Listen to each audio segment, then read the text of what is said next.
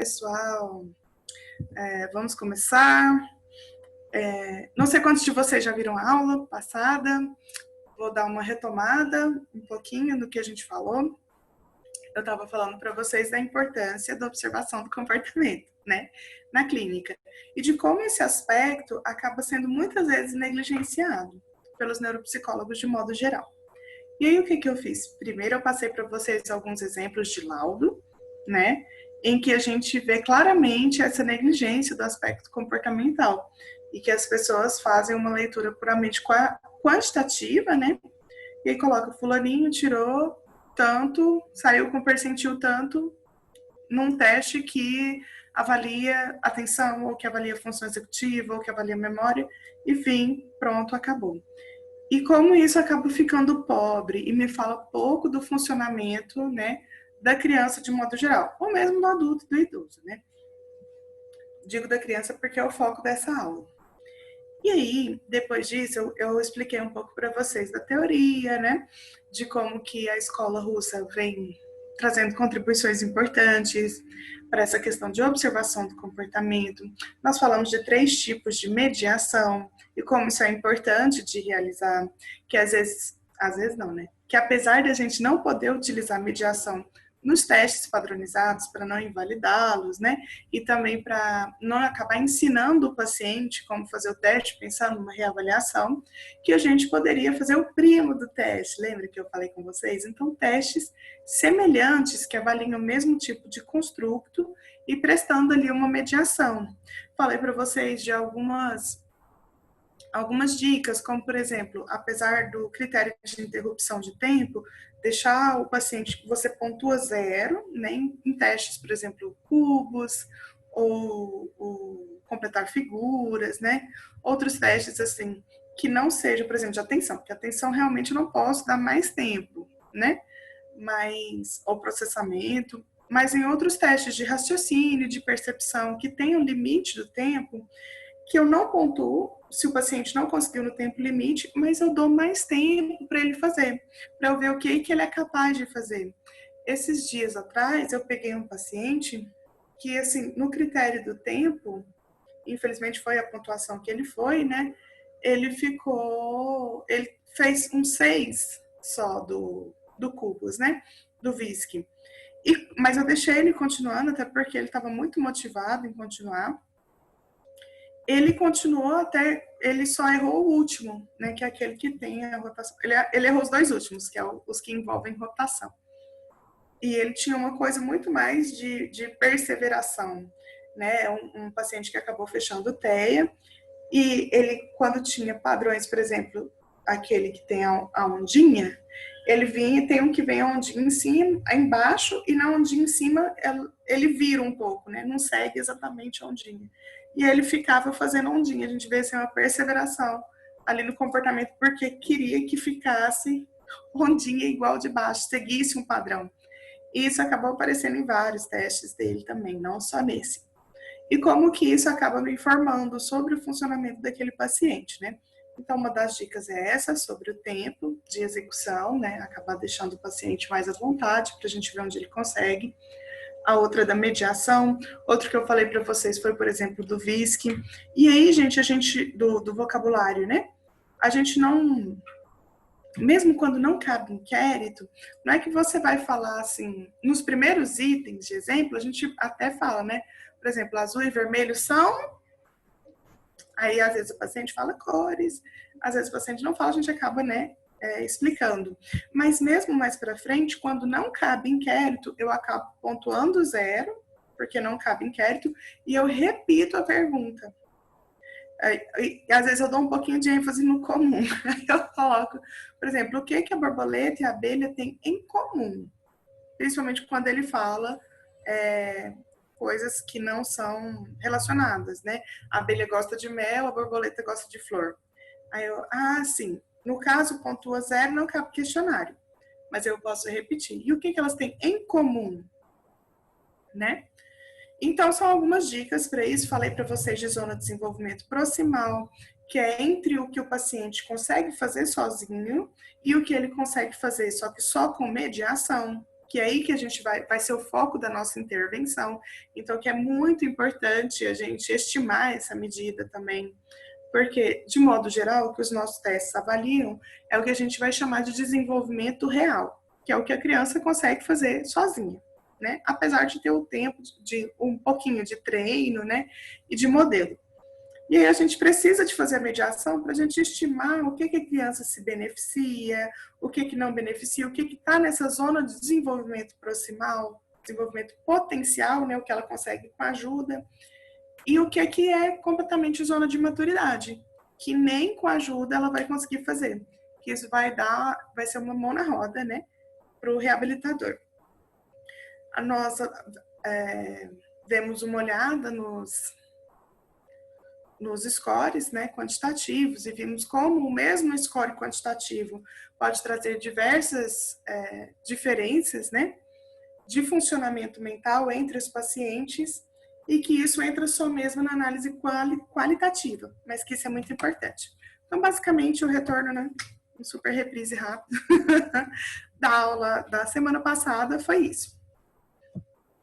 E aí, hoje, então, nós vamos dar seguimento. Voltar a falar com vocês, porque tem gente que às vezes não vai conseguir ficar a aula toda, né?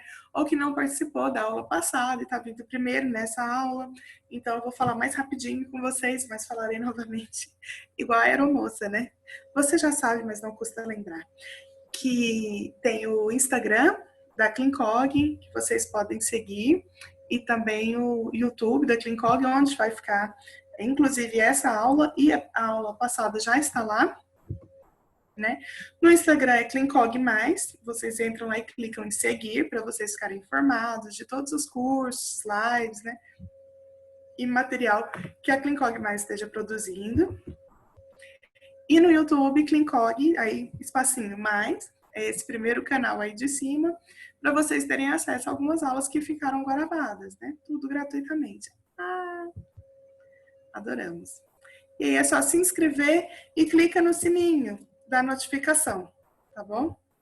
Não coloquei aqui, mas vou fazer uma leve propaganda pessoal, que é o meu Instagram. Eu comecei, acho que semana passada, ou foi essa semana, começo da semana? Não, foi semana passada. No dia que eu fiz a aula, foi o meu primeiro post, né? O post da aula. Que eu comecei agora no Instagram profissional e vou também trazer novidades para vocês, né? Então, no meu Stories, eu vou deixar de recomendações de lives que eu vi, ou que eu não vi ainda, mas é o que eu tenho certeza que vai ser boa. Então, eu deixo recomendação de live, de livro, de podcast, no Stories. E nos posts eu vou fazer conforme pesquisa, que eu vou fazer toda sexta-feira, né? Do que vocês querem saber, e aí vou fazer o post naquele Sensei Stories. Não sei muito Instagram ainda, gente. O meu Instagram é Valesca, como no meu nome, com WK, .souza com Z, neuropsi, tá bom? E aí sigam lá, pessoal. Vocês vão gostar, é legal. Peraí, deixa eu... Ó, tem alguém falando alguma coisa no chat aqui. Ai. Boa noite, desculpa. Vai ficar gravado até quando? Essa, Genelva, eu não sei até quando, mas essa aula fica no YouTube. A outra aula também está no YouTube, tá bom? O Insta é para vocês saberem de... Vou deixar esse chat aberto aqui. O Insta é mais para vocês saberem de novidades, de novas lives, tá bom? E dessas coisas todas. Olha, ficará por tempo indeterminado, coisas que só a Clincog faz por você. Perfeito, né, gente? Que bom. Bom, vamos lá. Então, a gente falou antes, né, de como que vai ficar essa observação de comportamento durante os testes, né? Em respostas de teste, em padrão de resposta, no teste. E agora a gente vai falar um pouco sobre observação de comportamento no geral, tá bom? A gente vai usar tarefas ecológicas, vai ficar no canal do Clincog+, exatamente. A gente vai fazer tarefas ecológicas, né? Vai fazer também observação do comportamento em si, do rapport. A gente vai ver algumas coisas até que a gente vê na anamnese, que acaba não sabendo se é normal ou se não é normal, né? Tem coisa que a gente pergunta e quase que é só por perguntar, né? Eu brinco com os meus alunos que a gente, principalmente no começo, acaba não sabendo muito de neuroimagem, né? E a gente pede para trazer, porque tem que trazer. E aí eu vou pegar aqui um papel e a gente olha o neuroimagem bem assim, né? E faz aquela cara de entender, mas às vezes não entendeu nada. Mas então, assim, além disso, também tem outras coisas que a gente pergunta, né? E que acaba não tendo muita noção, tá? A pessoa, ou então a pessoa te traz algum dado e a gente, nossa, será que isso é normal? Será que não é? E acaba julgando muito, assim, com base no senso comum. Então, alguns desses comportamentos comuns, claro que nem todos, mas alguns desses comportamentos comuns eu vou falar para vocês aqui hoje também. E por último, nós vamos falar da observação na escola, que é um campo riquíssimo, riquíssimo, riquíssimo da gente explorar, tá bom? Qual que é a regra de ouro, então, né? Qual comportamento, então, que é relevante? Quem já está na clínica da neuropsicologia infantil, vocês vão observar os mais diversos tipos de comportamento, né? Então, tem aquele paciente que passa debaixo da mesa, que mexe em tudo, tem o paciente que não quer entrar sem a mãe de jeito nenhum, tem o paciente que esconde debaixo da mesa, tem todo tipo de comportamento. E, Valesca, qual desses comportamentos, então, que é relevante, né, clinicamente? Como que eu vou saber se é normal, né, da idade da criança ela fazer aquilo, ou se é uma coisa que é relevante? Então, assim, de modo geral, a regrinha de ouro que a gente tem é que o que faz o avaliador mudar o curso normal do procedimento é digno de nota. Então, por exemplo, um paciente que ele sai um pouco, né? E a gente tem que lembrar da estruturação da sessão. Vocês vão lembrar da aula passada, né? Que eu coloquei para vocês o span atentivo de cada idade, né? Até os 12 anos é no máximo 45 minutos. Então não adianta ficar pelejando com a criança lá para 1 hora, porque ela vai realmente ficar off-task. A gente vai ver mais sobre isso hoje. Então, a gente organizando e estruturando a sessão de modo a estar adequado ao desenvolvimento da criança, se a criança tem comportamentos de quaisquer tipos que seja, né, que acaba tirando a gente do que seria o esperado, planejado para aquela sessão, aquele comportamento, regra geral, né, via de regra, ele é digno de nota. A gente vai falar um pouco mais sobre cada um. Então, igual eu falei com vocês, né? Tem que ter cuidado também para adequar o tempo ao intervalo e a capacidade intelectual da criança. Isso é importante também, porque às vezes a criança já tem 12 anos, então a gente fala, bom, 12 anos, 45 minutos, né? E não precisa nem de fazer intervalo, pelo menos teoricamente. Mas aquela criança, ela tem uma dificuldade intelectual, né? Então, é uma criança que eu não vou poder esperar o span atentivo como das outras crianças. Então, eu tenho que adequar, às vezes eu tenho que adequar, a gente adequa, né? Sempre a linguagem, tanto a capacidade intelectual, quanto a idade da criança. Isso não quer dizer que a gente precisa de ficar falando, ai, que gracinha, fulaninha, vamos aqui, né? Não, mas a gente tem que adequar as palavras que a gente vai usar, entendeu? Então, a gente não usa assim, não é muito engessado. Então, a gente faz bastante uso da entonação, né, de gesto mais multimodal, para prender a atenção das crianças, principalmente das crianças menores. Outra coisa que a gente pode utilizar são recursos coloridos, recursos que a criança gosta. Então, geralmente, eu pergunto à mãe, né? O que é na anamnese? A anamnese, eu, principalmente, faço uma sessão só com os pais e uma sessão com os pais e a criança. Aí, nessa primeira sessão só com os pais, a gente colhe dados de desenvolvimento e tudo mais. Né, a queixa, e já falo para os pais, olha, na próxima sessão a criança vai estar presente, por favor, tenha sensibilidade de não falar coisas que vai deixar ela triste e tudo e pararás. Outra coisa que é muito importante é explicar, tanto na sessão só para os pais, quanto na sessão para os pais e criança, por que a criança está fazendo aquele procedimento. Eu percebo que muitos profissionais acabam entrando direto na avaliação, sem explicar à criança o porquê daquela avaliação, qual que é o objetivo daquilo, né?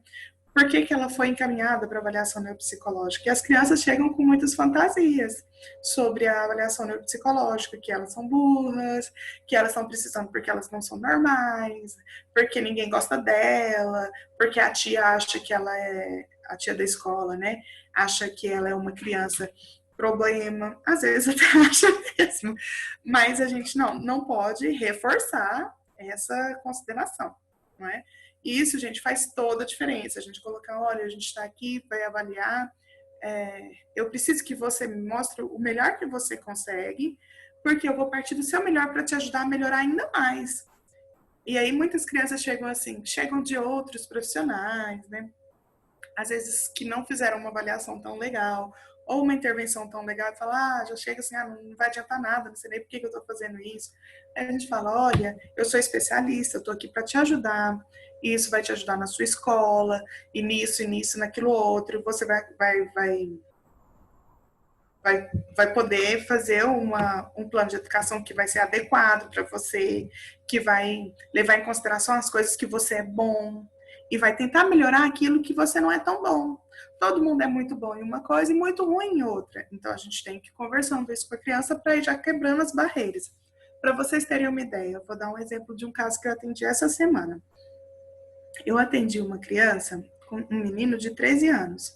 E ele veio de muitos diagnósticos errados, intervenções ruins. Teve uma médica que chegou a falar para a família de que ele era autista e que não tinha recurso no caso dele, que ele nunca ia trabalhar, não queria se casar e que ele nunca ia aprender a ler e escrever. Acabou com a criança de 13 anos, gente. Pensa como que faz um prognóstico desse. E vocês devem estar pensando que a criança, para ter recebido um prognóstico desse, está muito prejudicada. E não, primeiro que nem ideia, não é? Assim, super comunicativo, ele tem uma dificuldade grave de fala, né?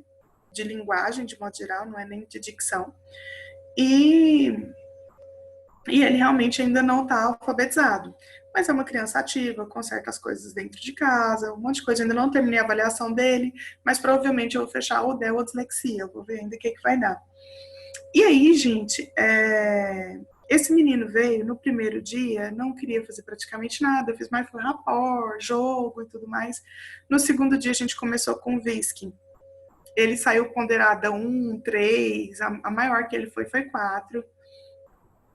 Na terceira avaliação, eu fiz o Raven infantil, apesar de não caber para a idade dele, porque eu tinha percebido, conversando com ele no VISC, que ele era melhor, né, como era de se esperar, em testes não verbais.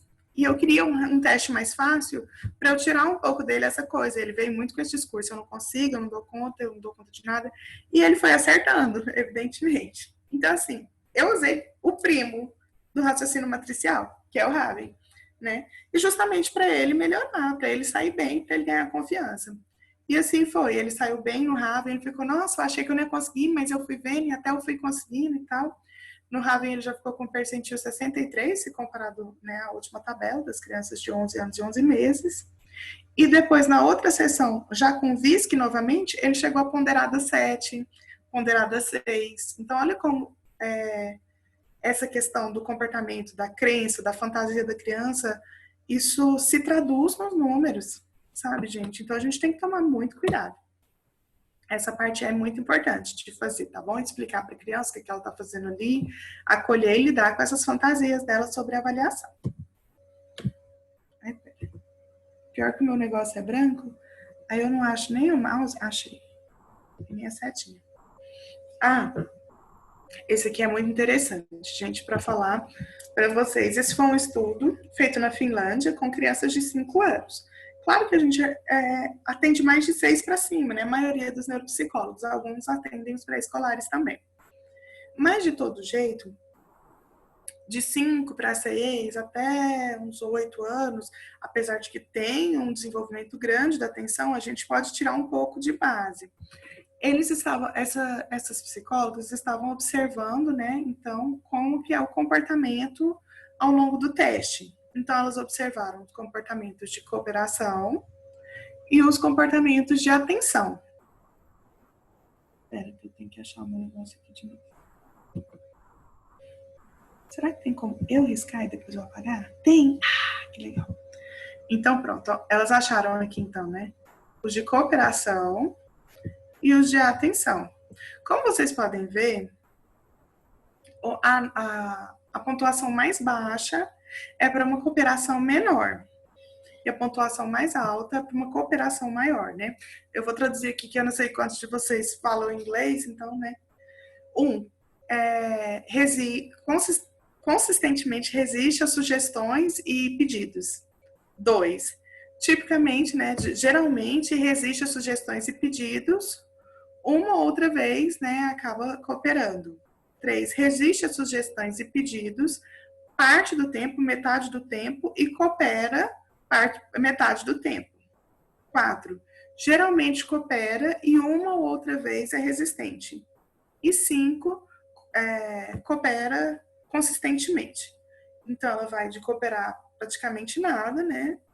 Consistentemente não fazer as coisas que pede, até cooperar consistentemente. Atenção, a mesma coisa, né? Constantemente faz off-task. Off-task são aquelas atividades que...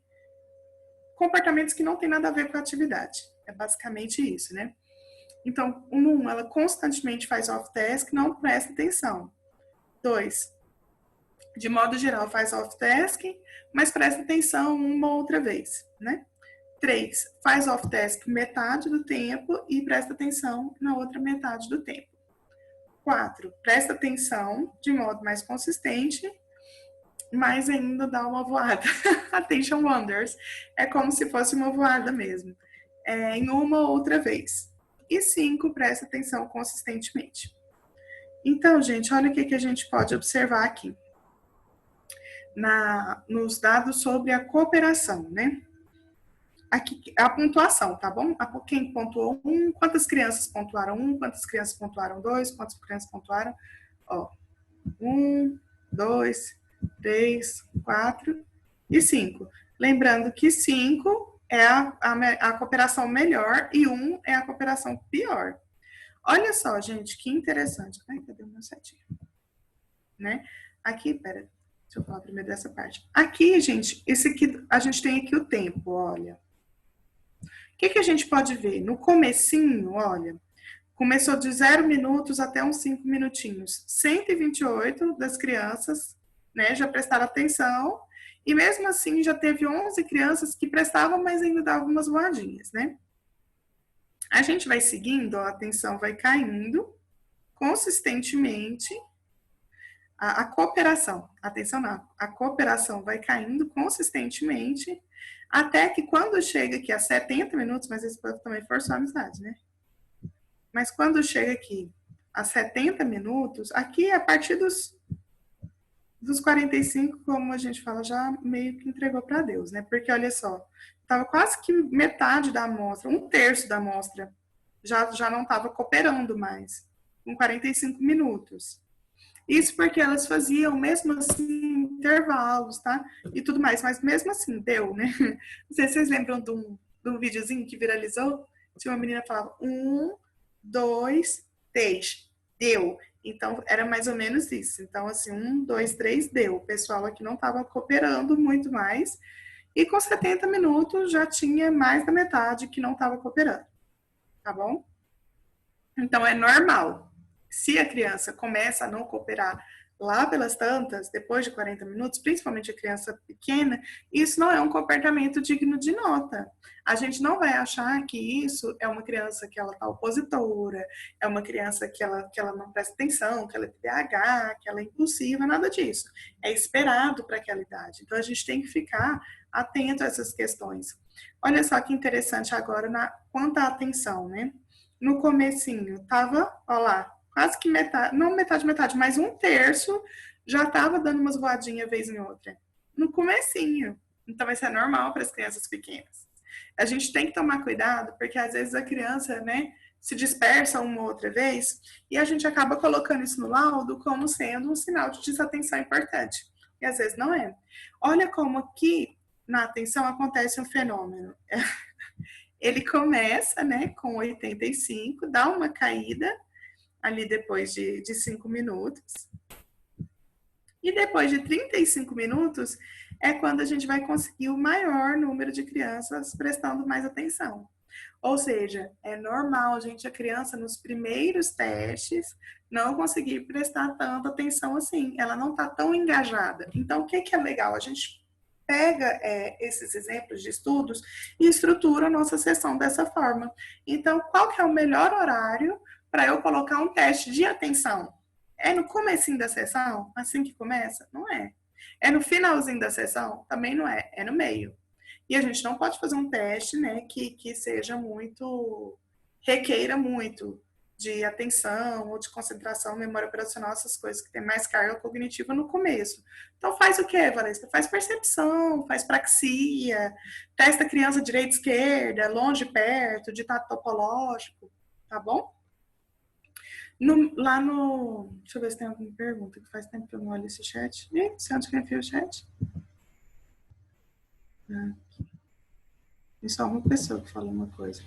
Val, poderia disponibilizar esse artigo? Poderia sim, Roseli, sem problema nenhum. Depois eu mando para o Jean e aí ele manda nos grupos para vocês, tá bom? Sem nenhum problema. E aí, a gente percebe, então, que no meio, mais ou menos, da sessão, tem atenção melhor.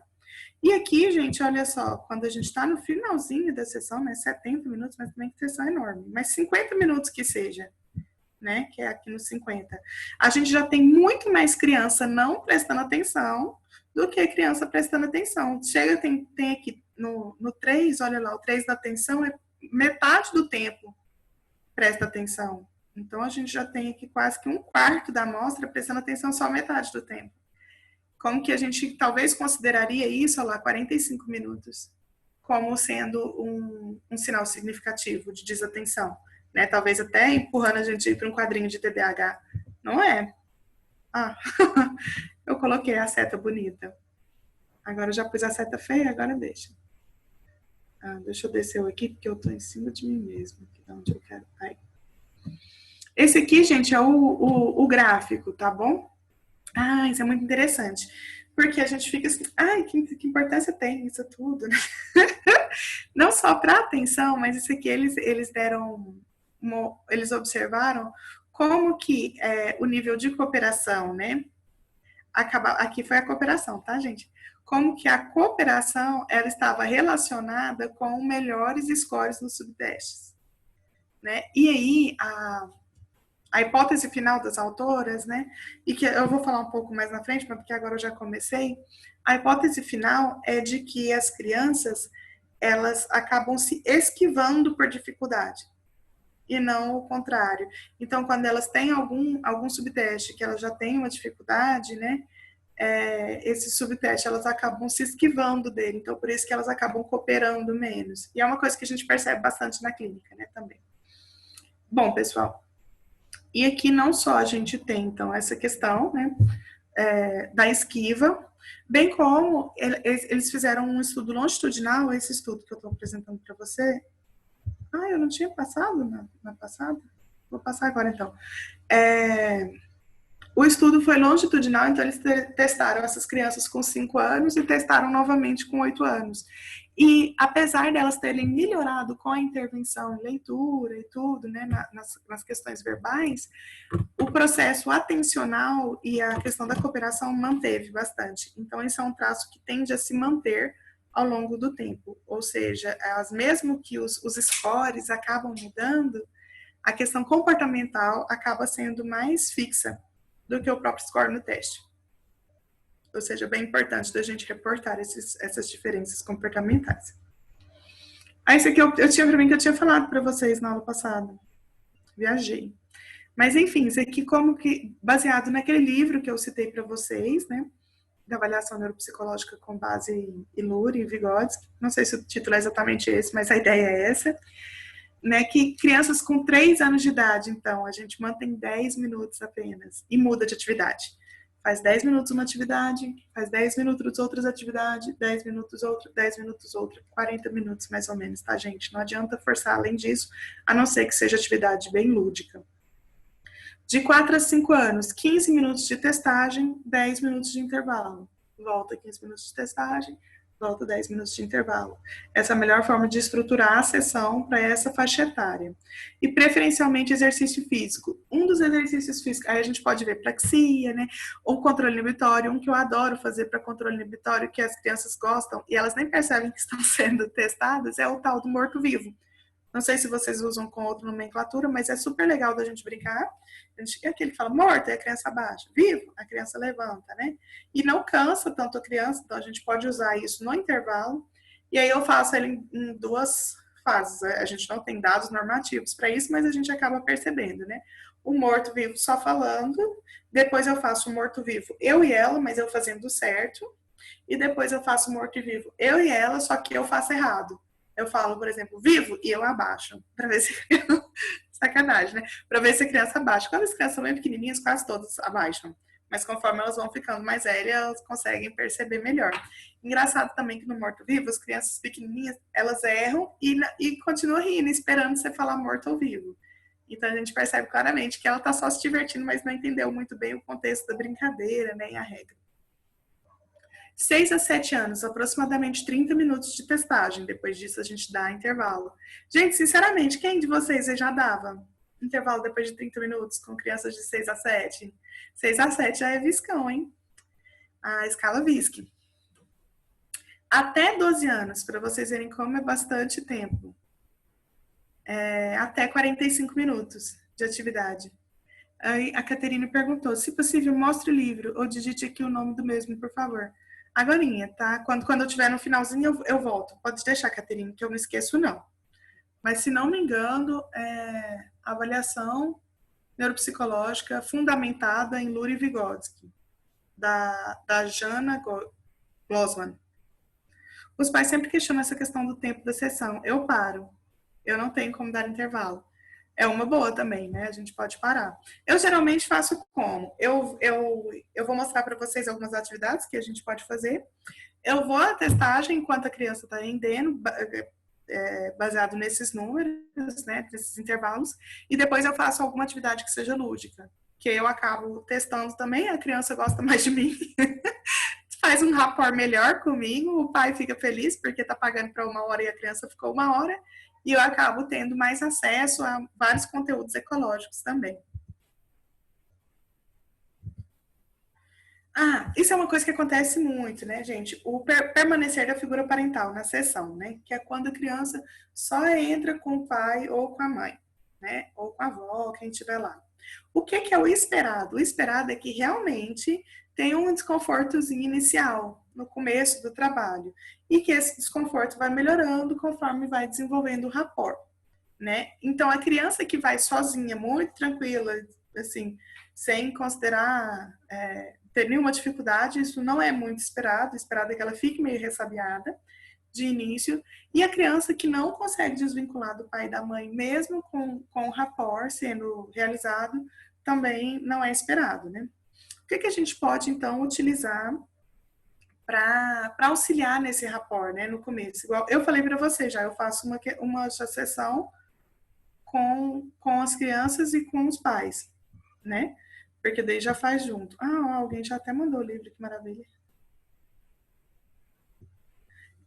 É o cabo do livro. E fazer jogos, quando a criança vem sem os pais, que eu faço uma sessão os pais e a criança, porque ela já vai me vendo junto com os pais. Eu tento sempre, né, me endereçar a criança. Então, isso mesmo. E como que é para você? Né? Não é porque ela é criança que ela não tem opinião própria. Então, a gente pergunta para a criança também na anamnese, independente da idade dessa criança, tá? E aí, depois, na outra sessão, a gente começa com jogos, às vezes, quando a criança é muito pequena, ainda com a mãe e com o pai. E depois a gente vai tirando essa mãe e o pai com o tempo. Se demorar muito a tirar a mãe e o pai, a gente já tem que reportar, então, esse dado no laudo, né? Então, eu coloquei para vocês aqui, né, o alerta. Nenhum desconforto, ou uma ansiedade muito, muito grande, ou ansiedade persistente. Aconteceu algum desses sinais de alerta, o que a gente faz? Vai investigar a relação entre os pais e a criança, se está muito simbiótico, né? Essa relação, ou se é uma relação de muita insegurança, investiga quadros psiquiátricos de ansiedade de separação e tudo mais. Às vezes é uma criança também que a mãe sempre trabalhou fora e que nunca ficou com a criança e que há pouco tempo ela passou a ficar junto com a criança, né? Constância do objeto, também descanaliza. Então, aí a gente expande para outros contextos, né? A gente começa a perguntar, é só assim? Aqui ela tá assim? Ela também tem dificuldade de ir para festinha, né? Dos colegas. Quando ela vai num parque, ela sai para brincar com os coleguinhas, fazer coleguinhas novos, ou ela fica mais só junto com você mesma, tá bom? A gente sempre vai tentar expandir, então, para outros contextos. Amigos imaginários. Amigos imaginários é uma outra questão, que acaba aparecendo bastante e que a gente às vezes não sabe, né? Se é normal, não é normal, até que idade que é normal. Então, desde pré-escolares até aproximadamente 12 anos, gente. Olha só, às vezes a gente está com uma criança de 10 anos, com amigo imaginário, já começa a achar estranho, né? Geralmente acontece com crianças com inteligência acima da média, então é normal, dos pré-escolares até 12 anos. E geralmente, como que são esses amigos imaginários? Então, para a gente considerar eles, né, como normais, geralmente são figuras humanas ou objetos antropomorfizados, que estão assim, como eu coloquei aqui, essa da Mansão Foster. Não sei se vocês gostavam desse desenho, Mansão Foster para Amigos Imaginários, Foster Mansion. Então, assim, por exemplo, o Blue, né, e esses outros coleguinhas que tinham lá, eles tinham, não eram seres humanos, mas eles tinham características humanas, né? Geralmente são figuras amigáveis, dão um alívio da solidão, elas ajudam a reduzir a ansiedade, né? E aí, esse foi no manual de psiquiatria, até que eu peguei esses dados.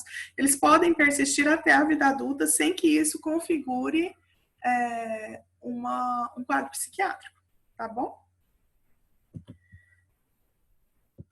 E quando então que esses amigos imaginários vão ser sinais de alerta? Quando eles forem invasivos, né? A criança não quer pensar no amigo imaginário, mas o imaginário está lá. Ou quando eles são figuras agressivas. Ou quando eles aumentam a ansiedade da criança. Ou se tiver um histórico familiar de doença mental. Então, eu tenho um amigo imaginário, ele me manda fazer coisas que eu não gosto. Eu tenho um amigo imaginário, só que ele me deixa com muito medo. Eu falo para ele ir embora, ele não vai. Aí a gente já começa a desconfiar de um quadro psiquiátrico, tá bom? Resistência, então, em responder aos testes, né? Tem mais esses 2 artigos que eu coloquei aqui para vocês.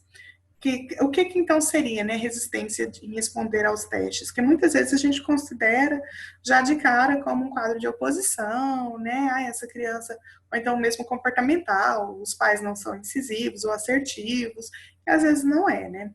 Então, o que a gente tem na literatura sobre esse comportamento? Infelizmente, gente, tem pouca literatura sobre observação de comportamento. Tá na hora da gente produzir mais.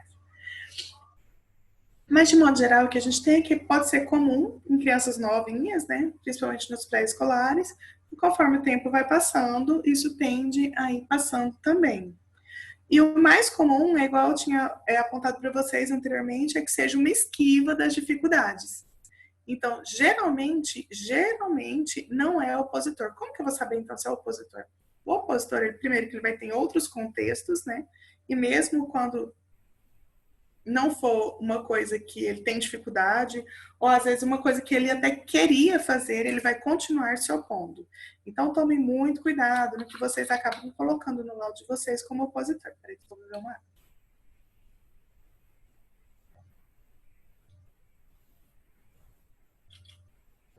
Porque na maioria das vezes é um comportamento de esquiva, tá bom? Então, assim, o que a gente pode tentar fazer, igual eu falei para vocês, já no começo fala, olha, todo mundo tem dificuldade em algumas coisas, né? Muitas crianças que vêm aqui, elas conseguem fazer alguns testes e outros não.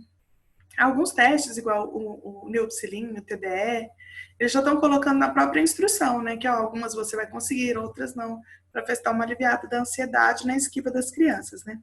Outra coisa também é que pode ter a ver com o tempo de sessão decorrido, como a gente já viu anteriormente. Então, conforme vai decorrendo a sessão, a criança fica mais cansada, ela tende a ter mais resistência em responder os testes, né? Quem nunca, né? Até a gente tem. Bom, gente, acabei então essa parte, vou entrar na parte que eu mais gosto, né?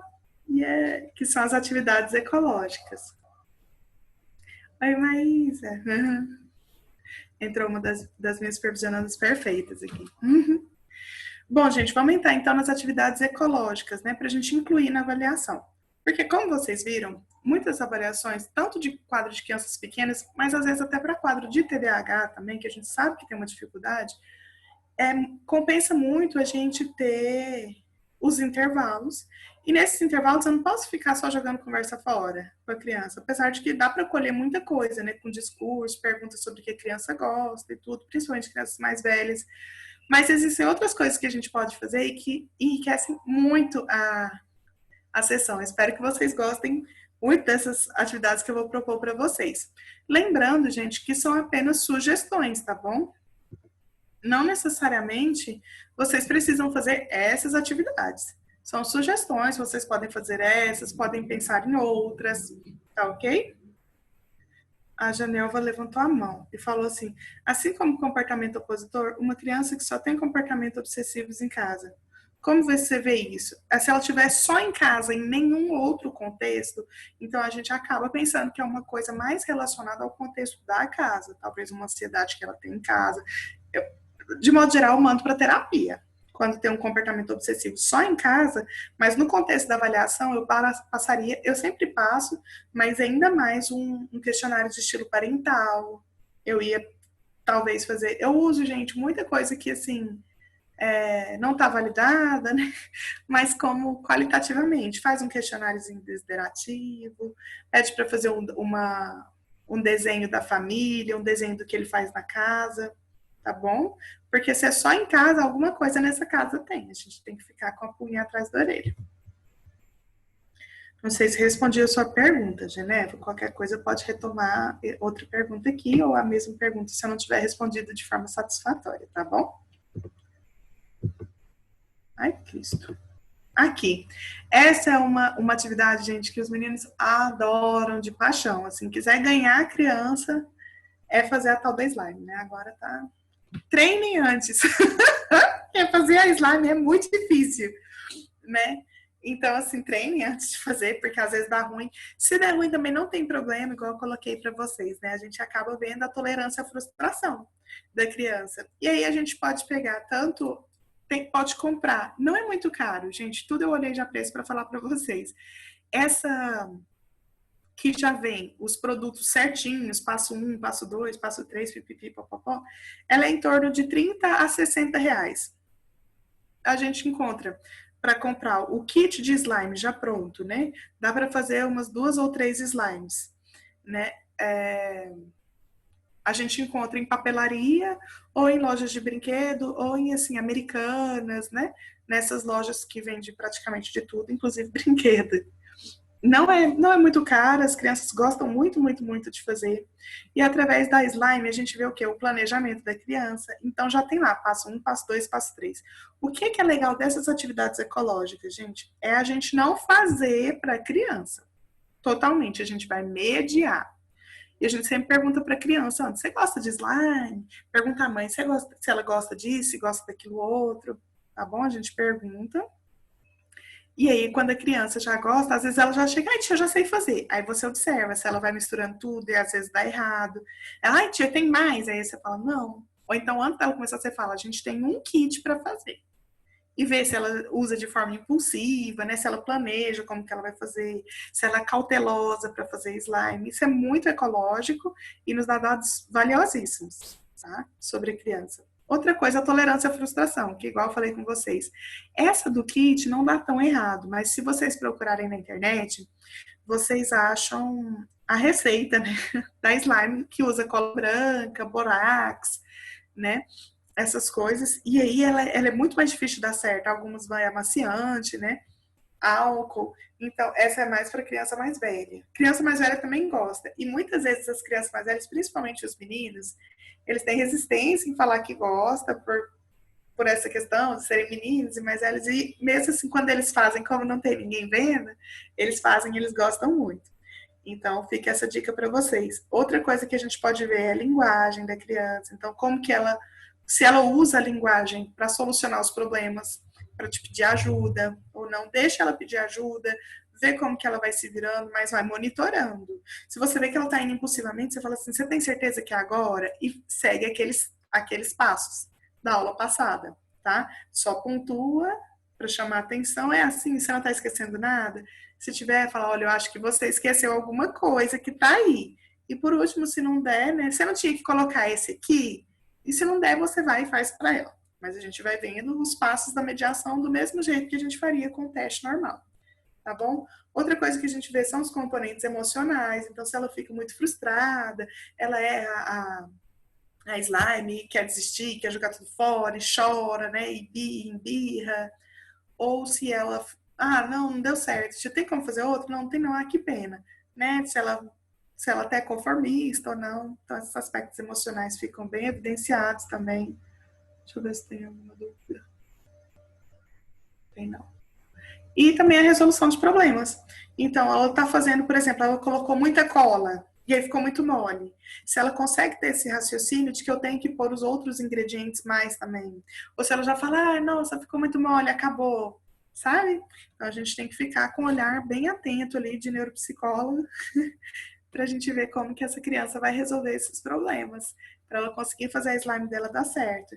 E aí, gente, a gente pode, às vezes vem só essas bolinhas, igual tá aí, compra na papelaria aquelas purpurina, purpurina de estrelinha, sabe? De bolinha de isopor.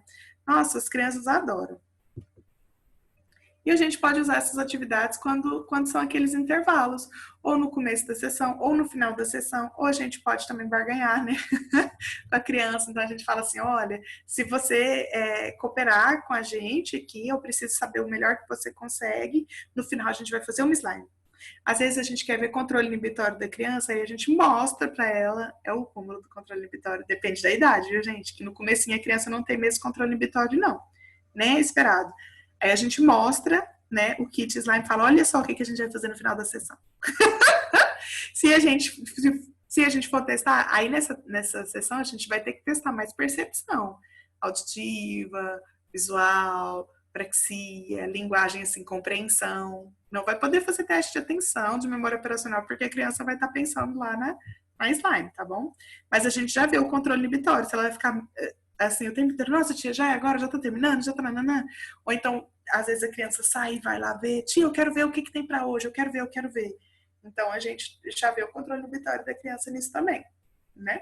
E sempre, sempre, sempre checando com os outros ambientes. Ela é assim na escola, ela é assim em casa. Quando tem que esperar para ganhar o bolo de aniversário, é daquelas crianças que ficam em volta da mesa, né? No modo desespero, dormiu amarrado. O pessoal aqui de Goiás não gosta, não. Os meninos ficam em volta da mesa de doce. Nas festas, a gente fala que dormiu amarrado. Bom, esse aqui, gente, não sei quem já conhece. Isso aqui é muito comum em igreja. Então, o pessoal que for de igreja já vai ter visto, né? Que é o flanelógrafo. Não sei se vocês já ouviram. O flanelógrafo, gente, eu coloquei em cima, né, DDoS, que é bem facinho da gente fazer.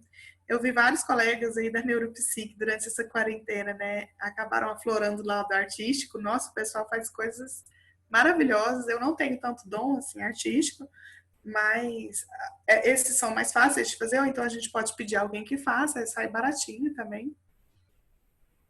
E DDoS a gente conta histórias, né? E o flanelógrafo também é de contação de histórias. Esse aqui, gente, é de uma riqueza sem tamanho. O flanelógrafo, de modo geral, é no paninho de flanela. Vocês mesmos podem fazer, se tiverem tempo, né? Quiserem fazer de acordo com o que vocês quiserem. Ou vocês podem comprar pronto também. Em alguns sites vende. O pronto é uns R$100, R$110, mais ou menos. E aí vem assim o cenário. Como que a gente pode fazer também? Pode fazer vários cenários e vai passando. Então, você faz um cenário de floresta, um cenário de cidade, um cenário de escola. O flanelógrafo, ele acaba te dando... Você pode contar uma história, só você e a criança escutando, usando tanto os dedoches, né, quanto o flanelógrafo. Quanto você pode pedir para a criança ir fazendo uma história junto com você. E aí acaba sendo um pouco projetivo também, né? Nisso a gente vê a atenção, então se a criança consegue prestar atenção na história que você está contando, né? Você pode deixar a história às vezes mais lenta, às vezes mais rápida. A gente vê linguagem, então quando a criança conta uma história para você, então você fala, eu vou contar uma história e depois vai ser você, tá bom? Então a gente já vê se a criança faz essa história com começo, meio e fim, como que ela articula as frases, como que ela articula, né? O conhecimento que ela tem para contar aquela história, como que ela faz a prosódia dessa história, né? Tô pensando no Jean, o Jean que gosta muito dessa área de linguagem, né? A gente vê questão de memória, então geralmente a gente conta uma história curtinha, utilizando os elementos do flamilógrafo. As crianças prestam bastante atenção e depois você pode fazer perguntas sobre aquela história, né? Então, olha, a gente contou essa história, quem foi que fez isso na história? Para onde que eles foram? Por que que eles estavam nesse lugar? Então, acaba sendo muito rico para a gente ver, porque isso é o que muitas crianças fazem na sala de aula também, né? A Leonice falou que legal, é bem legal, né, Leonice? Adoro flanelógrafo. Outra coisa que a gente pode avaliar é cognição social. Então, mesmo aquela tarefa, né, do CLN, que eu tinha, escondeu, o outro não viu, e agora estou pensando que todo mundo já conhece CLN. Deixa eu falar um pouquinho como é que é. CLN é mais ou menos o seguinte: tinham duas crianças brincando, quando as duas estavam juntas, ela escondeu em determinado lugar a bola que elas estavam brincando. Uma das crianças saiu e não estava vendo o que estava se passando. E a outra criança que ficou mudou a bola de lugar. Quando a criança que saiu volta, onde que ela vai procurar a bola? Né? Para ver teoria da mente. Então, se a criança entende que a outra pessoa ela vai pensar conforme que ela tem acesso e não conforme o que a criança tem acesso, ela vai dizer que vai perguntar onde estava antes. Então, assim, outros paradigmas de cognição social também a gente pode observar através do fonelógrafo. A gente pode observar também se ela vai ter consciência de sentimentos, né, situacionais. Então, a gente vai contando a história e fazendo perguntas para a criança, né? Então, foi o jacaré, e aí o pintinho queria tomar banho na lagoa do jacaré, o jacaré não deixou. Nossa, como será que esse pintinho está se sentindo? Né? Então a gente pode ir usando as histórias para fazer uma avaliação bem ampla, né, de vários construtos. E também da aprendizagem, para a gente ver se a criança foi capaz de aprender com aquela história. Se a criança é um pouquinho mais velha, a gente pode contar histórias com moral, perguntar se ela entende, qual que é o moral da história, o que, que ela aprendeu com essa história, tá bom? É uma das atividades também que são muito legais da gente fazer. E aí, igual eu falei para vocês, a gente tem 40 minutos com a criança de testagem, nos últimos minutos, até dar 1 hora, a gente faz essa história, por exemplo. A criança fica numa boa, a gente acaba avaliando um monte de construto, né? E não sai da 1 hora que a gente estava e nem acaba perdendo, né? Com atenção e cooperação, porque daí já é uma atividade completamente lúdica. Deixa eu passar aqui. Qualquer dúvida sobre as atividades, gente, esse que eu fiz foi riquíssimo. Teve uma criança, foi uma adolescente, na verdade, né? Que eu só consegui fazer, que no início, ela estava com quadro de depressão, eu estava com muita dificuldade de falar sobre ela e tudo. A gente fez um desses murais para falar sobre ela, e depois que ela foi, com a medicação também, né, mas com o rapport, que ela foi conseguindo falar mais, né, sobre ela e verbalizar. O que é isso, né? Esse é um mural da personalidade que a gente pode fazer, né? Ou a gente pode fazer um mural das dificuldades, um mural das coisas que eu gosto, um mural... Vai depender do que vocês querem trabalhar. Isso a gente usa mais em terapia, né? Mas pode usar na avaliação neuropsicológica sem nenhum problema. Então, a gente vê primeiro personalidade, né? Então, a gente acaba vendo o que a gente faz. Esse mural aqui, eu costumo fazer da seguinte forma. Esse mural aqui é você. A gente vai fazer uma colagem que represente você. Então, tudo que você gosta, então a criança, ela também vai ter o planejamento dela, né? O que ela gosta, ela vai pôr daqui, o que ela não gosta, ela vai pôr de lá. Ela quer pôr só o que ela gosta, ela acaba colocando as coisas que ela gosta maior. Então, a gente pode usar palavras, né? Pode usar figuras. E aí, primeiro, então, a personalidade, o que a criança se identifica, o que a criança não se identifica. A criança fala muito, ela tende a fazer vários comentários. Tia, isso é bem bobo, né? Mas eu gosto. Então, a gente já vê uma depreciação. A gente vê a questão de criatividade também, então, se ele consegue fazer. Então, tem alguns que fazem, eu vou fazer em forma de flor, eu vou fazer em forma de redondo. Tem outros que falam, não, cola lá 3, 4, acabou. Né? Então, que acaba não engajando muito. As habilidades artísticas da criança também. Então, se às vezes eles fazem alguma combinação por cor, faz combinação por tamanho, né, e tudo mais. Memória autobiográfica, então, o que essa criança lembra sobre ela mesma, né? Então, enquanto ela vai fazendo esse mural, ela vai produzindo muito sobre ela. Então, gente, eu vou colocar isso aqui porque uma vez eu fui lá na casa do fulano, vivi popopó, aconteceu assim, aconteceu assado cozido. E a gente vai tendo acesso, então, a todos esses tipos de conteúdo. Outra coisa que a gente vê é o planejamento. Então, às vezes, eles colocam figuras muito grandes, né? E ocupam coisa quase toda. Então, coloca as figuras uma do ladinho do outro, assim, e depois vê que não vai conseguir usar o painel todo, ou então que já está usando o painel todo, queria colocar mais coisa. Não, tia, ficou errado, e agora? Ou então cola, né, errado, nossa, quero colar de outro jeito. Esse painel, gente, geralmente eu compro uma folha de isopor, tá? Na papelaria é baratíssima, é R$2 uma folha de isopor. daquelas que não é tão fininha, mas também não é tão grossona, e a gente vai colando. E eu peço muito para as mães trazerem revistas, ou então você pode até dar a revista e pedir para a criança trazer e fica com algumas revistas no consultório, para ver a memória prospectiva da criança. Aí a gente pega e fala para a mãe, olha, deixa lá na sua casa, mas você vai trazer se ele pedir. Aí se ele não pedir, eu falo, e aí, trouxe a revista? Eu tô vendo que a criança não tem revista. Mas se ele não trouxe, eu falo, não, esqueci, né? Então tá bom, aqui tem. Mas a gente já vê um pouco de planejamento, né? E de memória prospectiva. Organização também. É outra atividade bem legal pra gente fazer. Nem todo mundo gosta, tá? Essa aqui já não é tão bem aceita quanto as outras, mas muitas crianças gostam de fazer também. Gente, esse aqui é a vida, que é o Tangram.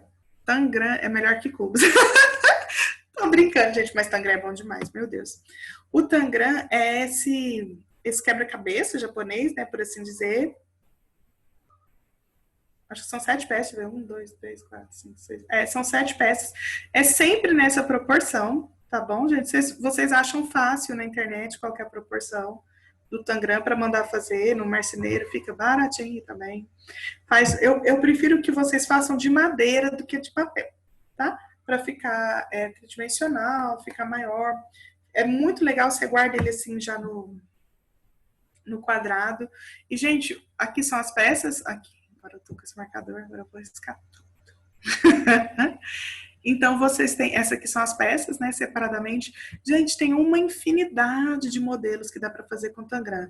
Faz cachorro, faz pato, faz quase todas as letras do alfabeto, se não todas, faz número, faz coração, faz foguete, faz coelho, faz pessoa, faz tudo que vocês quiserem, mais um pouco, com essas 7 peças, né? Então dá pra gente fazer muita, muita coisa. E a gente ainda pode usar para colocar, por exemplo, qual que é o triângulo maior, qual que é o triângulo menor, arruma eles em ordem de tamanho, né? Para mim. E tudo mais, essa coisa que tá subindo e descendo, não sei se é porque tá tendo chat. É porque tá tendo chat, entendi. Que tipo de material você deixa disponível para fazer essa atividade? Eu penso que tá falando aqui do mural, né? No mural, igual eu falei para vocês, eu uso a folha de isopor e as revistas. Revista velha e tudo. Geralmente eu compro aquelas revistas de farmácia, sabe? Que ajuda o negócio do câncer lá, não sei o quê. Porque eu também tenho filho, então eles usam muito para a escola. Pode pegar a revista toda rasgada, não tem problema não, tá bom? Pode ser qualquer revista. Geralmente pega também essas revistas picolé, revista de coisa de criança. A gente compra em banca de jornal, revista Turma da Mônica, revista de Minecraft, dessas coisas, Roblox, que as crianças gostam, tá bom? A Cláudia falou que ama Tangram. Gente, Tangram é tudo, Tangram é vida.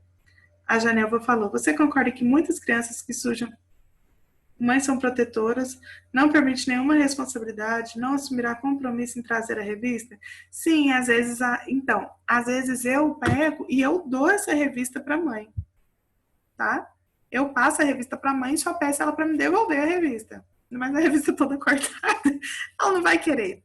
Mas só para eu ver a questão da memória. Mas isso, gente, é depois que já foi a anamnese e tudo. Então a gente vai sentindo o que faz com cada criança. É igual eu falei para vocês, né? Essas atividades, elas são sugestões. Não necessariamente você vai ter que fazer todas elas com a sua criança. Não necessariamente, e você pode fazer outras atividades também.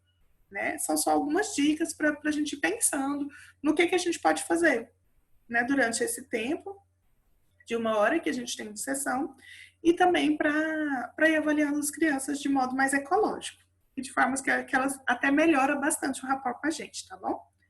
Então, com o Tangram, o que a gente acaba observando, né? A percepção, de modo geral, a praxia visioconstrutiva. Como que eu faço? Os modelos de Tangram, geralmente, eles acabam utilizando muito todas as peças de uma vez.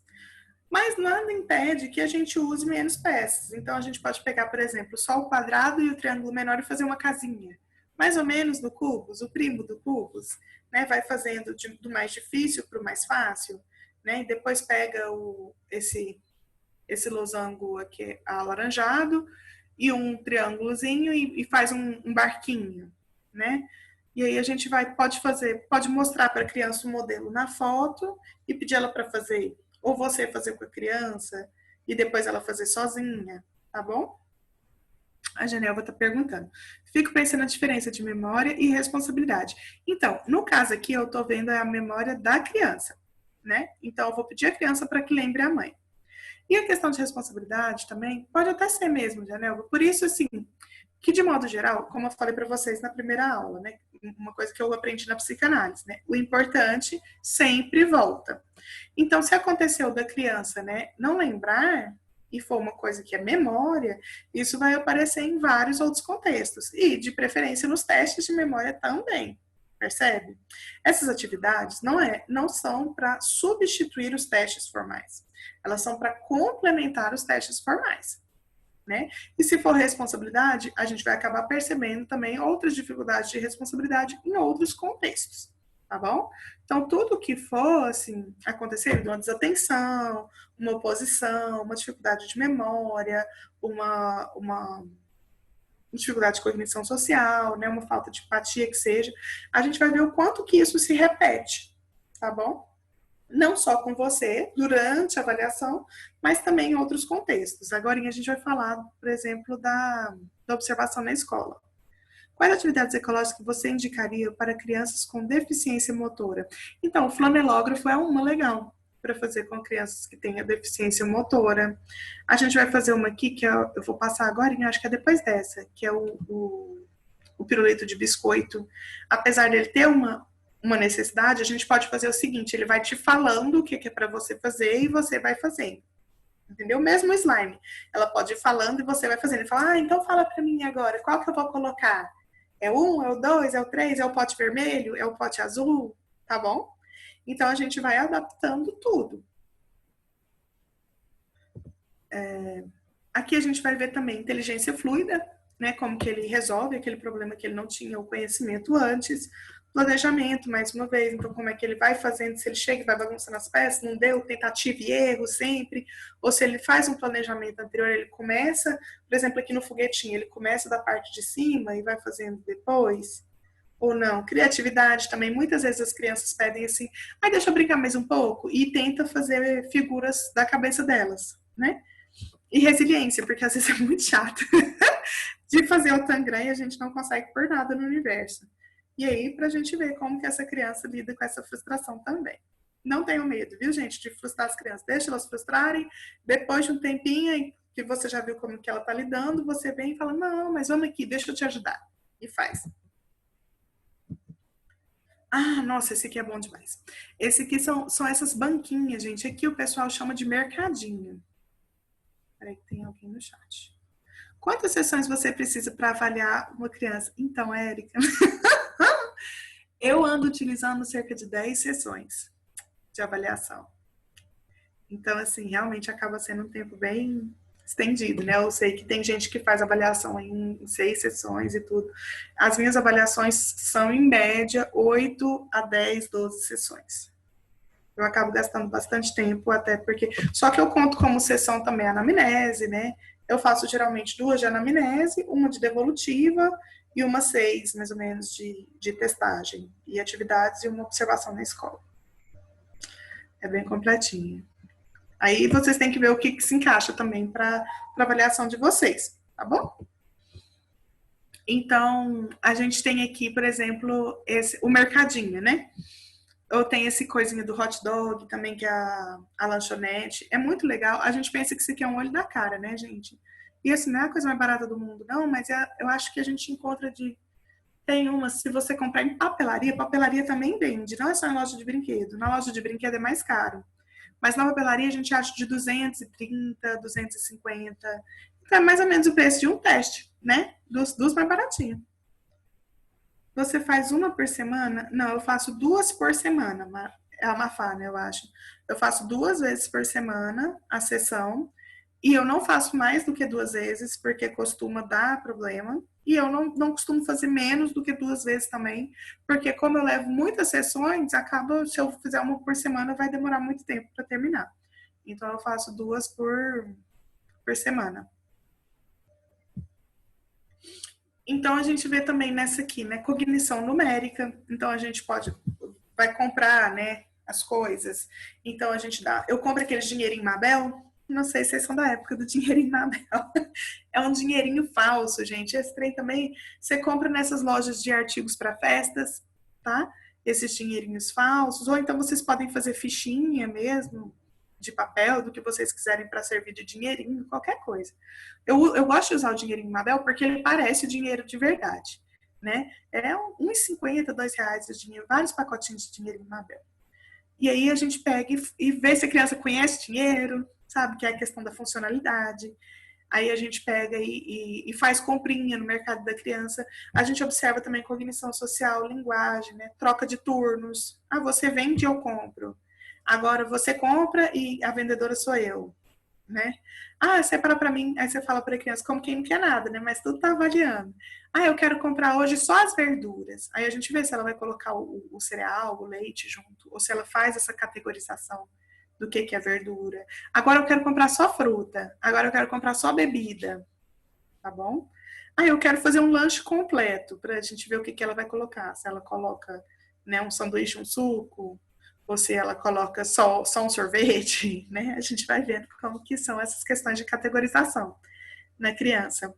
A gente vê também o brincar funcional, né, que muitas vezes está prejudicado, se ela consegue brincar dessa forma, né, fazendo faz de conta, cognição social, conceitos abstratos, que é igual eu falei com você aqui, né, só as frutas, só as verduras, só as bebidas, né, acaba apoiando no concreto também. Para ser mais concreto ainda, aí a gente pode falar só o que é verde, só o que é vermelho. A gente começa no mais abstrato, só a verdura, para ver se ela vai colocar fruta e verdura, né, que geralmente as crianças têm mais dificuldade. Se ela não fez, então a gente pega só o quadrado, uma coisa mais que é concreta, do físico, do, do brinquedinho, tá bom? Vem inteligência cristalizada também, né? Que é os conceitos. Ela tem o conceito do que é bebida, o que é doce. Eu não sei se eu coloquei aqui o rec.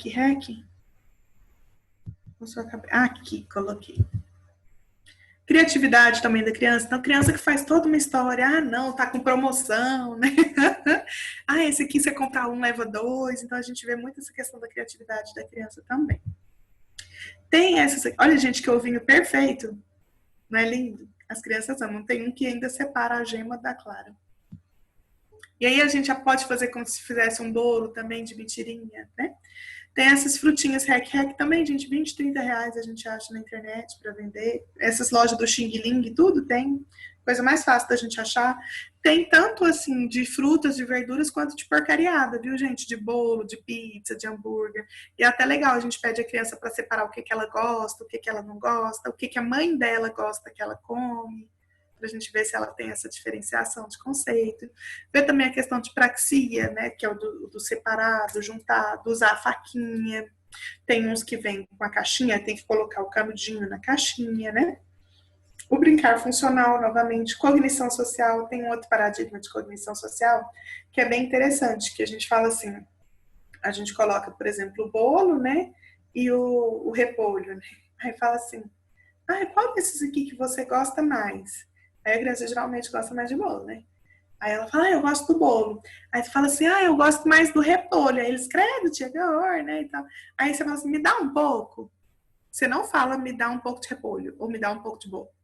Você deixa os dois lá e fala, me dá um pouco. E a gente vê se a criança vai entender e vai te dar o repolho, porque você gosta de repolho e não de bolo, né? Então, essa é uma das formas que a gente pode usar também para avaliar a cognição social. Formação de conceitos abstratos, novamente a mesma coisa, me dá só frutas, só verduras e tudo mais. Inteligência cristalizada, novamente, e criatividade. Tá bom? Esse aqui também, gente, muito sucesso. Top parede. Com as crianças. Super fácil de fazer, o único problema desse aqui é que engorda o avaliador. Que é a receita do pirulito de bolacha de maisena. Esse é o pirulito mais besta de se fazer do universo. Muito tranquilo, dá para fazer com criança de qualquer idade, tá bom? E o que ele precisa? De 2 bolachas Maria, não sei como vocês chamam na região de vocês, aquela bolacha Maria, bolacha de maisena, sabe? E aí você precisa de um recheio que seja cremoso, mais consistente. Então você pode usar doce de leite, né? O creme de avelã ou brigadeiro, tem que ser o brigadeiro mais firme, tá? Vai precisar de chocolate derretido, você já pode levar o chocolate já derretido, né? E confeitinho para a criança colocar em cima. Então aí tem na foto para vocês o granulado, mas tem aquelas bolinhas meio prateadinhas, sabe? Confeitinhos em forma de estrelinha, de coraçãozinho, tem um bocado, né? E o palitinho de picolé, né? Pra gente fazer o pirulito. É uma delícia. Aí a gente pode colocar, né? Cola colorida pra ela colocar no palito, viu, gente? Não é na parte do chocolate, não. Lacinho, adesivo para madeira, para ela enfeitar esse palitinho, né? Do picolé. Coloquei para vocês esses strass. Nossa, as meninas amam o strass que dá para colocar no palitinho. Amam, amam, amam. Gente, isso aqui é uma guinada no rapport de vocês. E o que, que a gente pode perceber, né? Ah, eu não coloquei a receita? Não, só coloquei o que precisa. Mas, de forma geral, a gente acha que é até bem dedutivo, né? Você coloca a bolacha, coloca o recheio, que é cremoso e consistente, põe a outra bolacha por cima, né? Aí a TDAH, eu já errei, viram meu planejamento? Põe a bolacha, põe o palito, põe o recheio consistente, põe a outra bolacha e aí passa no chocolate derretido, deixa ele naqueles papel manteiga, ou pode ser naqueles papéis assa rápido, só para não sujar a sua mesa, tá? E aí deixa o chocolate esfriar um pouco, e aí coloca os confeitinhos. Aí eu errei de novo. Oh, TDAH, o planejamento horrível. Antes do chocolate esfriar, coloca os confeitinhos, tá vendo como é sensível? Mais sensível do que teste de atenção. Antes do chocolate esfriar, coloca os confeitinhos, e antes de colocar o palito, enfeita o palito, né? Coloca os confeitinhos e aí sim o chocolate esfria. E aí a gente pode, então, ficar com o biscoitinho. Aí pode fazer um para a mãe também ficar safã. Faz um para você e um para ele, vai fazendo junto, deixa ele fazer o seu, tá bom? Então, o que, que a gente observa, né, nessa atividade de culinária? Ah, o tempo tá acabando. Vou passar um pouquinho. Não sei se o meu tempo tá passando. Jean, me ajuda. Eu tenho 1h30 ou é 2 horas? Acho que é 1h30, né? Vou passar um pouquinho, tá, gente? Então, o que, que a gente observa nessa atividade de culinária, né? A memória prospectiva, novamente, a gente pode tanto passar os enfeitinhos para a mãe, para ela trazer na próxima sessão, e pedir a criança, né, para... Acho que já me respondeu aqui qual é o tempo que eu tenho. 1h30, mas você pode passar tudo. Ai, obrigada. Mas eu vou passar um pouquinho, vou tentar não passar muito para vocês não dispersarem e ficar com raiva de mim. Rapor é tudo. Então, assim, a gente vê também função executiva, igual vocês viram aqui quando eu estava descrevendo para vocês, exemplo vivo, calculado, viu, gente? Não foi nada assim, porque eu errei, é porque era só para demonstrar. Mas vocês viram, assim, função executiva e planejamento, né? Que eu falei assim, a gente espera o chocolate esfriar, não, aí põe o confeito. Aí, não, põe o palito. Né? Então a gente vê muito de função executiva aí do planejamento, né? E isso acontece muito também, tá, gente, no consultório. Eu levo uma checklist, como vocês viram, eu não sou muito boa, né, de planejamento, então levo a checklist para você dar uma colar, mas não dá para criança.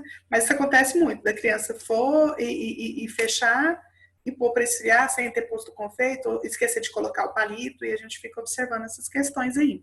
Super, super, super ecológico. Muitas crianças, principalmente de famílias, né, com mais acesso a capital, né, econômico, acaba não tendo cozinhado nunca, né, e tudo, então elas adoram fazer isso, e é muito bonitinho, fica uma coisa com a cara delas, que elas decoraram, né, de acordo com elas, então as crianças adoram. Quantas vezes os pacientes nos corrigem? Verdade, Mafá? Credo, que horror, mas é. A gente vê também a questão de praxia, né?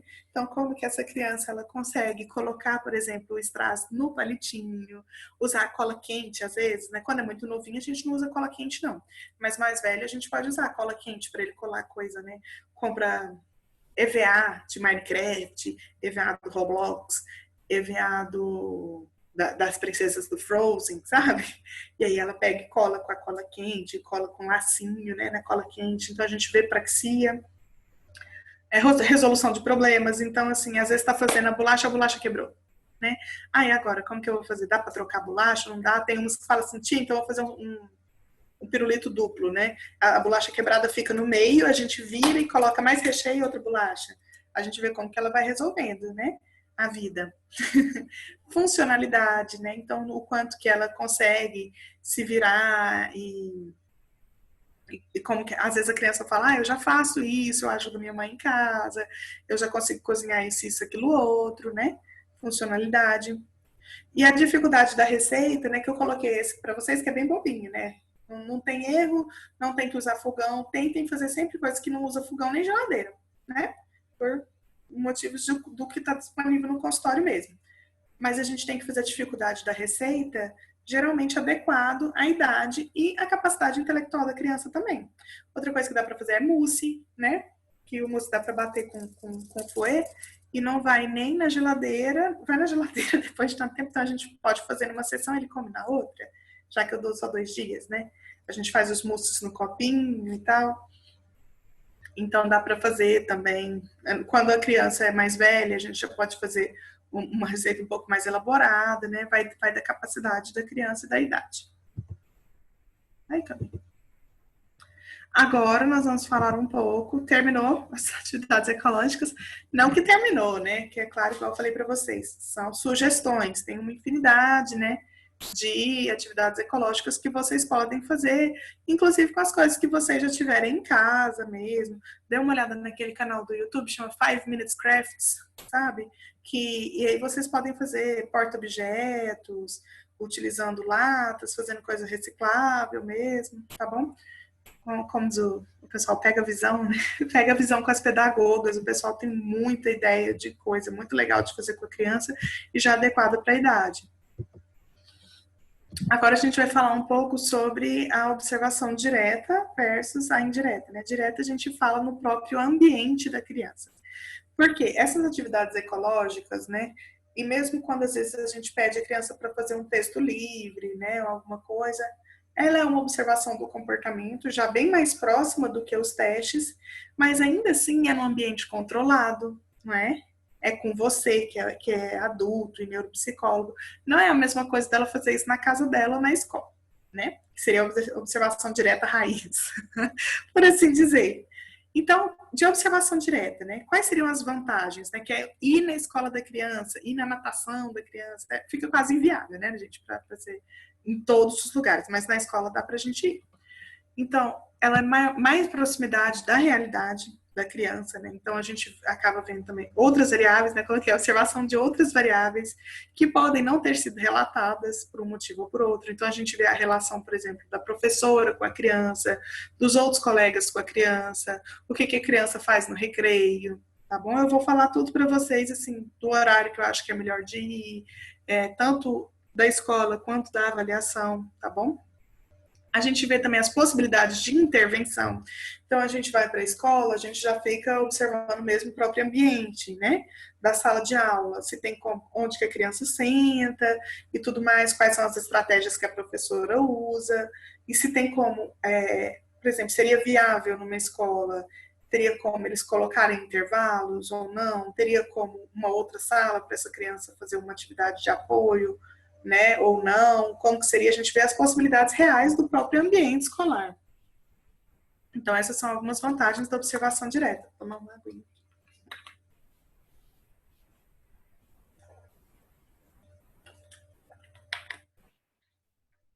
Mas como nem tudo são flores, né, gente? Quais que são as desvantagens, então, né? O custo, né, que a gente acaba tendo um custo não só de locomoção, mas o custo até das escolas atenderem a gente, então a gente acaba ficando um tempo maior, acaba sendo uma sessão extra, né, que a gente leva, porque até que vai, até que volta, até que conversa com todo mundo que tem que conversar. O tempo despendido acaba sendo maior. A dificuldade da mensuração objetiva, então, assim, porque realmente na escola terão várias variáveis. Até no nosso consultório com as atividades ecológicas, É difícil de mensurar, mas ainda é mais fácil do que na escola, porque na escola é muita coisa acontecendo, vez em outra, gente. Não se iludam, vem a professora da outra sala, assuntar, ai, o que, que você está fazendo, não sei o quê, quem que é você? Você é a neuropsicóloga do fulano? Neuropsicóloga, neuropsicóloga do fulaninho? Ah, é, pois é, não sei o quê, a diretora falou com você já, não sei o quê, você trabalha nisso há quanto tempo? Então, assim, às vezes a gente acaba perdendo um pouco de elementos, a gente pode falar, ai, cala a boca, tô observando o menino, né? Que horror, não pode. A gente tem também que esse, na verdade, eu acredito que seja o maior empacador no presente momento, que são os aspectos legais e burocráticos dos ambientes de observação. Então, às vezes a gente vai, nem toda escola te faz acesso, tem escola que não quer, porque fala que os outros pais ficariam incomodados, né? Tem escola que é mais aberta, mas tem escola que já é contrária à nossa observação direta, até a prestar informações. Né? Eu vou falar um pouco sobre o que eu faço para tentar minimizar essas coisas. Na observação indireta, peraí que eu acho que alguém perguntou uma coisa. Cadê? Qual é o nome do site que você falou sobre opções de tarefas ecológicas? Eita, Maria do Rosário. Não sei. Não ainda. Depois vai ter que assistir a live no YouTube. Desculpa. Se lá pelas tantas eu lembrar, Five. Meu Deus. Minecraft, né não? Minecraft? Mas não é coisa ecológica, não. Ah, 5 minutes. 5 minutes craft. 5 minutes crafts. São coisinhas assim, tem um monte que não presta pra nada, viu, gente? É o 5 Minutes Craft do YouTube. E tem um monte de coisinhas assim que eles fazem rápido, assim, com cola quente. Alguns servem, né? Outros não. Mas assim, tem muita coisa que é fácil e rápido de fazer. Na observação indireta, né? Nossa, precisei de 2 dicas, hein? 3 dicas, uma dica, 2 dicas fonéticas e uma semântica. A observação indireta, né? Espera que eu perdi. Ah, que é quando a gente está vendo a criança fazer, por exemplo, um texto ou uma atividade de matemática. Eu gosto muito de trazer coisas que já são parecidas com as atividades que ela faz na escola, porque isso me dá mais dados sobre o rendimento dela na escola do que outros testes, né? Então, apesar de eu usar o teste também, né? E eu uso o teste primeiro para não contaminar, eu uso também atividades que a criança faz na escola, né? A prova da escola, então eu não faço com ela, mas eu peço para trazer as provinhas, peço para trazer os cadernos para eu dar uma olhada. Então, quando a gente observa essas coisas no nosso consultório, é mais cômodo para a gente, né? O custo é bem menor que a criança que está vendo no consultório. A mensuração é bem mais fácil, né? Então, a criança está fazendo, enquanto isso eu vou anotando, não tem outras crianças, não tem barulho, não tem ninguém conversando com você. Tem a maior capacidade de controle das variáveis, então peço para ninguém entrar, né? E tudo mais. E quais são as desvantagens? Justamente a artificialidade, acaba ficando muito artificial. Uma coisa é ela conseguir fazer a tarefa comigo no consultório, que eu estou calada, né? Sem tanto barulho no consultório, e observando ela sendo um adulto. E outra coisa é ela fazer na sala de aula, que tem um monte de colega, um conversa com o outro, uma sala com 30 alunos, né? Os resultados podem não ser aplicáveis à realidade do paciente, como a gente viu na primeira aula. A maior dificuldade da avaliação neuropsicológica é a aplicabilidade dos resultados que a gente consegue no dia a dia do paciente, né? O quanto que aqueles resultados estamos falando do dia a dia do paciente. E acabam me dando muito menos informação sobre o ambiente, né, da criança de modo geral. Como que é a escola, a relação com os colegas, com as professoras, eu acabo sem saber. Então vamos lá, o contato com a escola, né? A gente pode fazer o contato por telefone, antes pode fazer o contato com a professora ou com a diretora, né, para a gente fazer a observação na escola. Ou a gente pode também enviar o questionário para a escola. Vou mostrar para vocês um questionário aqui, que foi cedido por uma professora minha, a Larissa, até ela estava na aula passada, que foi minha supervisora. Pode ser contato por via eletrônica, então por e-mail. De modo geral, gente, o que eu percebo que é o que dá mais certo? Deixa eu ver se eu já vou falar isso aqui. Não. Então, eu vou falar aqui falando mesmo. O que costuma dar mais certo é o seguinte: no comecinho da avaliação, do processo avaliativo, a gente já pega por escrito e assinado de ambos os genitores, tá? Pai e mãe. Não interessa se mora separado, se mora junto, se não vê, se vê. Tá? Se não vê, então a gente pede algum documento legal para dizer que a guarda é toda da pessoa, tá? E aí a gente pega essa assinatura, então, dos dois genitores, já estipulando o nome das pessoas com quem eu posso me contactar. Então, assim, e as formas pelas quais eu posso me contactar. Então, eu posso me contactar com a professora fulana Beltrana por vias de WhatsApp, e-mail e pessoalmente. Posso entrar em contato com a escola tal, tal, tal, com a diretora fulana, ciclana, ciclana, por vias de WhatsApp, e-mail, ou então só pessoalmente, ou então só por telefone, entendeu? A gente deixa tudo isso especificado por escrito, tá bom? Para a gente se resguardar. Eu falei para vocês que acaba um dos impeditivos da escola sendo não deixar a gente entrar, né, e tudo. Quando a gente leva isso já assinado pelos pais, a escola fica mais resguardada também, tá bom? De que, então tudo bem. E a gente também resguarda já no contrato que as informações prestadas pela escola, né, só serão relatadas no laudo quando aquilo for importante para a intervenção. Porque às vezes a escola, a professora, a diretora tem medo de contar para gente alguma coisa que acontece na escola e ter retaliação dos pais, né? Tá expondo a minha criança, isso, aquilo, outro. Então a gente tem que deixar isso claro para os pais também, que eu vou ter informações da escola e sobre a criança, mas que a escola se resguarda o direito do sigilo também, tá bom? Então a gente acaba colocando, né, na escola o relato escolar, mas a gente deixa claro para a escola que tanto o relato escolar quanto a observação vai ser só no que for relevante, tá bom? Então, o que costuma dar mais certo? Primeiro, fazer esse contrato, né, com a família, primeiro, por escrito e assinado. Depois, a gente entrar em contato com a escola. Lembra que eu falei para vocês que eu faço 2 sessões de anamnese? Uma com a família e depois com a família e a criança? Quando a gente faz com a família, a gente já vê essas questões e depois, antes de ver a criança, a gente já entra em contato com a escola. Por quê? Para a gente fazer observação às cegas da criança. Para a criança não modificar o comportamento, porque ela já sabe que eu estou lá observando. Entendeu? Então, o melhor horário na avaliação, nem sempre isso vai ser possível, tá, gente? Mas é o ideal. É antes da criança te ver, tá? E aí você vai na escola e observa. Melhor horário para observar na escola, né? Aí a gente tem que entrar em contato com a escola. Eu acabo fazendo 2 contatos com a escola, pessoais. Primeiro eu ligo e marco um horário para conversar. Vou conversar, explico que eu sou neuropsicóloga, pipi, papapó, entrego o questionário que eu já vou mostrar para vocês. Pergunto de qual dia que fica melhor para a professora, que dia que eu poderia entrar em sala, se eu poderia fazer isso, né? Que é só 15 minutos que eu vou ficar dentro de sala de aula, que eu fico no final, no fundo da sala, que a gente explica que eu estou lá só observando, porque eu estudo psicologia e quero observar algumas coisas. Geralmente as crianças não não mudam tanto a sua rotina assim com a presença, que estiver calado, né? Sem falar nada, fica lá no cantinho. Se não puder entrar, às vezes a gente pode olhar pela janela, né? E se não, a gente olha só no recreio. Então, o melhor horário é o horário que a professora disponibilizar, tá bom? E aí a gente. Mas o melhor seria no finalzinho da aula para pegar um pedaço do recreio. Que aí você faz mais ou menos uma meia hora de observação. Você faz uns 15 minutos de aula e 15 minutos de recreio porque são ambientes extremamente diferentes e te dão informações que são muito diferentes qualitativamente também.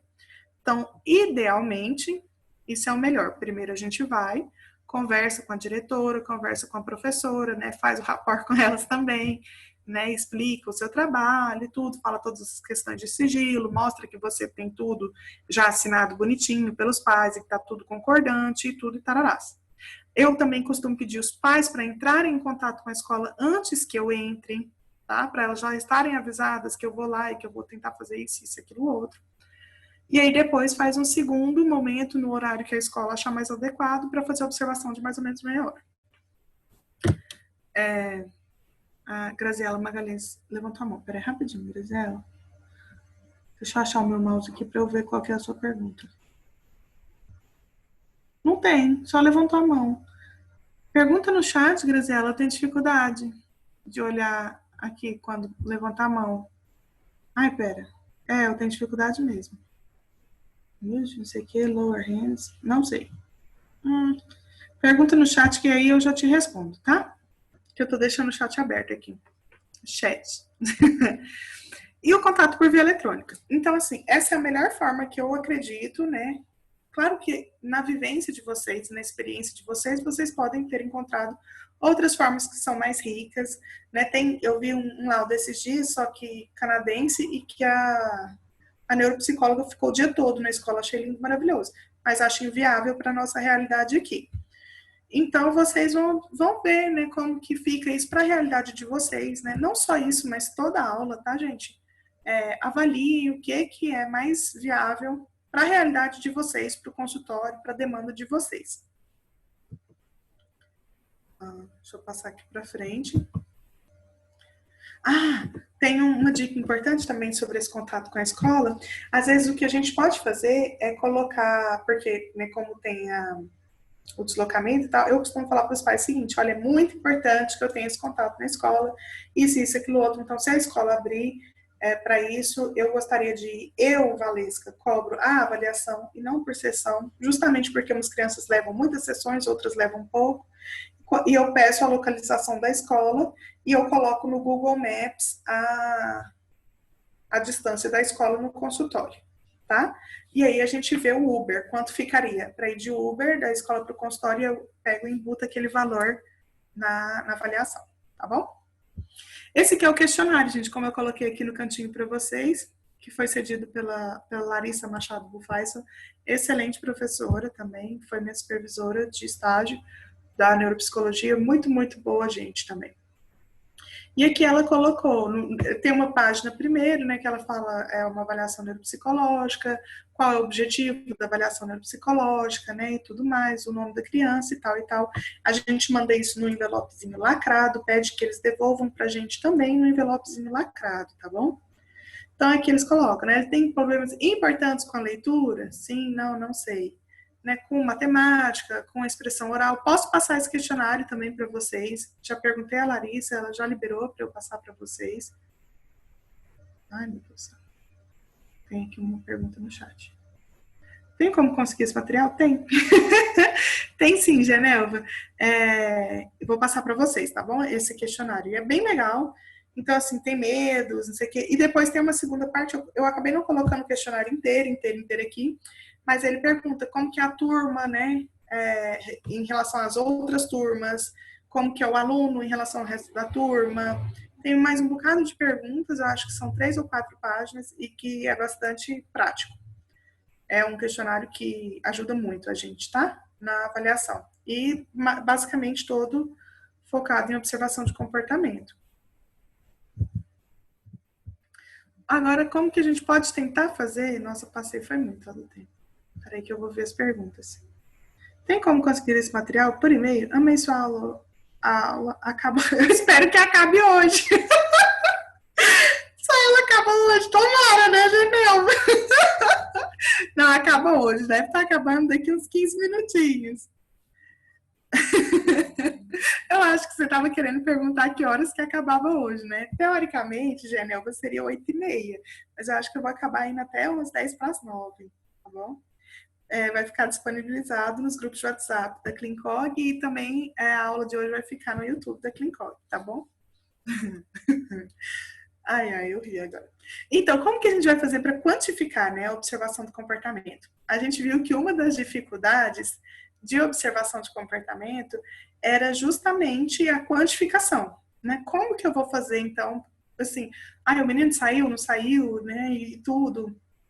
Tem das escalas ASEBA, né, que a gente conhece mais TRF, YSR e a CBCL, né, que são as mais famosas da ASEBA, mas elas também têm a SICO, que é uma escala, né, que a gente ainda não, na verdade, não tem, assim, disponível para comprar em português, já tem um pessoal que está fazendo a tradução, mas parece que está um pouco parado. Não se teria outra aula, Genelva? Infelizmente não. Essa é a nossa última aula. E já está acabando. E aí, nessas escalas, a gente acaba encontrando elas em inglês, né, o sample, né, que é uma amostra grátis, por assim dizer, em inglês, tá? Na internet, mas é bom para a gente ter uma ideia, assim, do que eles estão colocando. Por exemplo, eles colocam, né, dá muita risadinha, né, que é o giggles, parece apático, desmotivado, briga muito, então a gente pode ir marcando. Esse é baseado na observação de 16 minutos. E a gente tem também vários artigos, tá, gente? Que coloca, eu posso passar para vocês também, que fazem, só que infelizmente todos em inglês, os que eu encontrei, mas que fazem várias tabulações de comportamento, tá? Então, assim, às vezes, eu, Valesca, prefiro fazer meio qualitativão mesmo. Então, a criança saiu, a criança nananã. Mais ou menos de 1 em 1 minuto eu tô tomando nota. Então, assim, a criança fez isso, fez aquilo outro, fez aquilo, fez aquilo outro, fez aquilo outro, fez aquilo outro. Se a escola permitir, a gente pode filmar, já que é só 15 minutos, né? Que às vezes não dá para tabular tudo. Se a escola não permitir, filmar é mais difícil a gente conseguir. A gente pode ir anotando, leva a pranchetinha. Eu costumo fazer assim, metade da folha eu deixo para anotação livre e a outra metade eu já deixo para comportamentos que pela queixa dos pais, já que eu já falei com os pais e com a escola antes, eu já estou esperando. Então eu coloco off-task, por exemplo, que é fazer outra coisa que não é a tarefa que ele deveria fazer. Levantar-se da cadeira, conversar com o colega, e aí sim eu vou marcando os palitinhos, tá bom? É uma coisa completamente qualitativa, tá?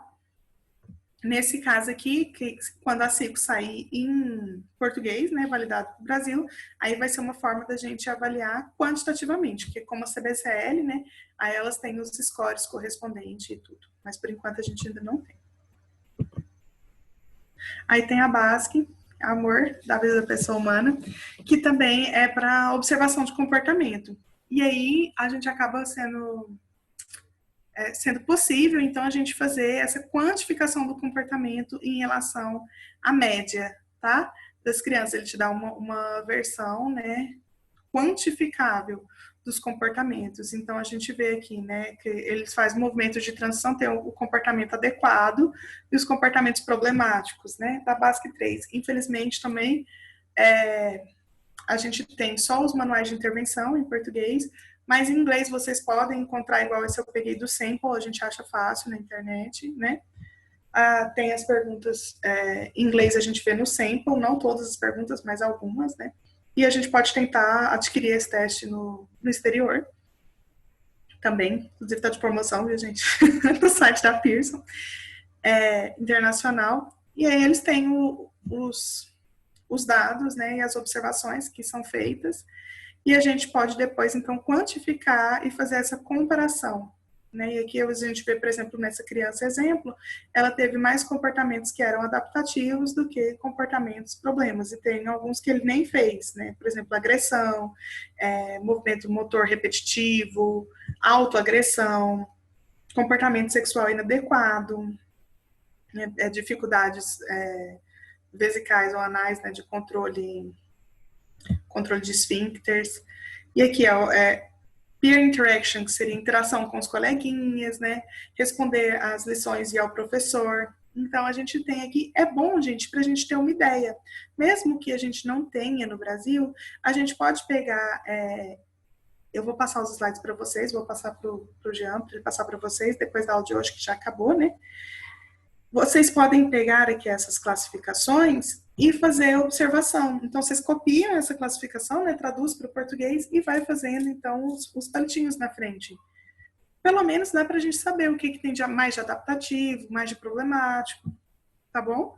Uma forma da gente tentar, então, quantificar. E por último, agora sim, para acabar, acho que esse é o último slide, deixa eu ver. Penúltimo, ó. Como que a gente pode usar os vídeos? Uso muito, muito, muito os vídeos, tá? A gente pede o pai e a mãe para filmar ambientes reais, diversos ambientes, né? Por exemplo, a criança no parquinho, a criança dentro de casa, a criança na natação. A gente pede o pai e a mãe para filmar e ele vem e nos mostra.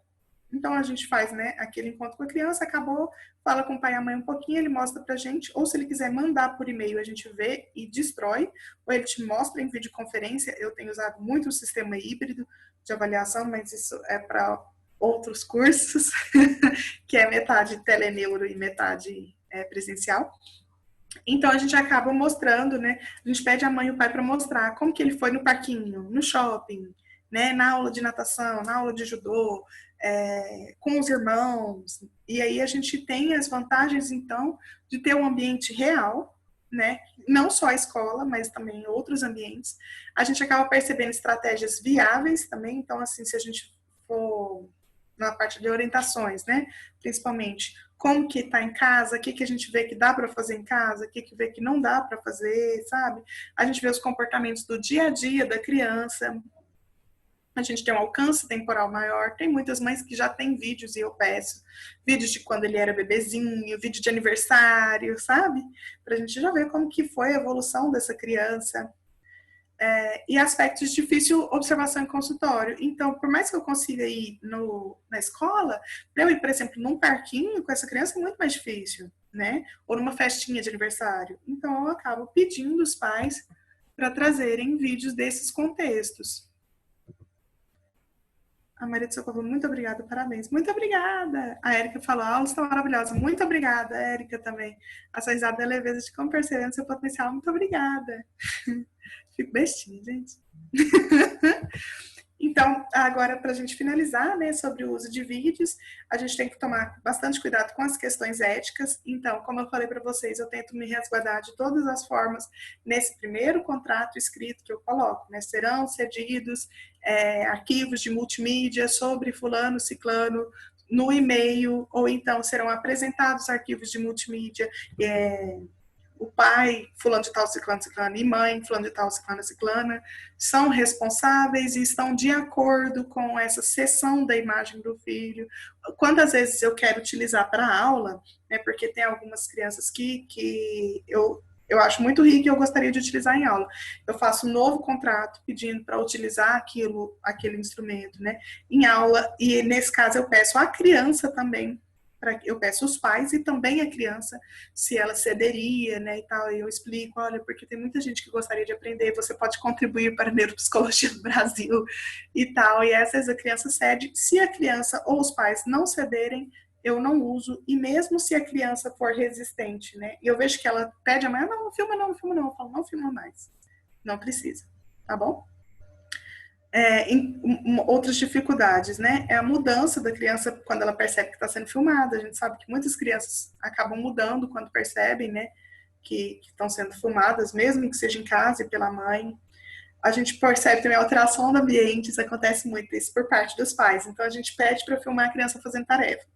No dia a dia, a mãe já falou que a casa é uma baderna, não sei o quê. E aí, como ela vai filmar para mostrar para a psicóloga, ela vai e passa aquele pó de arroz, né, na casa, arruma bonitinho, pipipi, popopó.